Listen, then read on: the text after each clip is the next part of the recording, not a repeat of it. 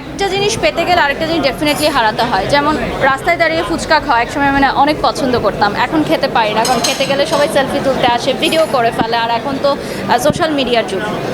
তো এখন যদি আমি ওটা মিস করি তাহলে তো হবে না। তো আমি যেই লাইফটা চেয়েছিলাম সেই লাইফটাই আমি পেয়েছি, সো ডেফিনেটলি আমি এনজয় করি।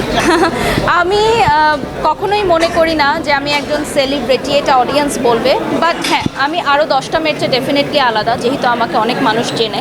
সো আমাকে ভাবে পরিপাটি হয়ে গুছিয়েই চলতে হয়। আর আলাদা হলেও একটা দিন শেষে যখন লাইট ক্যামেরা অ্যাকশন থাকে না, তখন আমি আর 10টা মেয়ের মতোই সাধারণ, যখন আমি আমার বাড়িতে থাকি।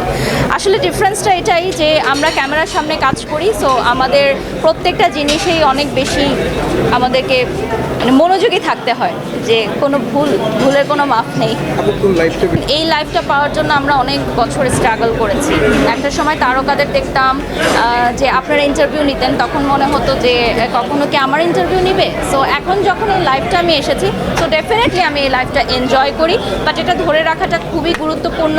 সবাই ধরে রাখতে পারে না, অনেকেই ঝরে যায়। তো আমি সবসময় চেষ্টা করি যে অর্জনের চেয়ে মানে এটা রক্ষা করাটা অনেক গুরুত্বপূর্ণ, এবং সেটাই আমি চেষ্টা করছি। 250-টিরও বেশি ডিজাইন অপশন নিয়ে ওয়ালটন স্মার্ট ফ্রিজ, বোঝে আপনার প্রয়োজন।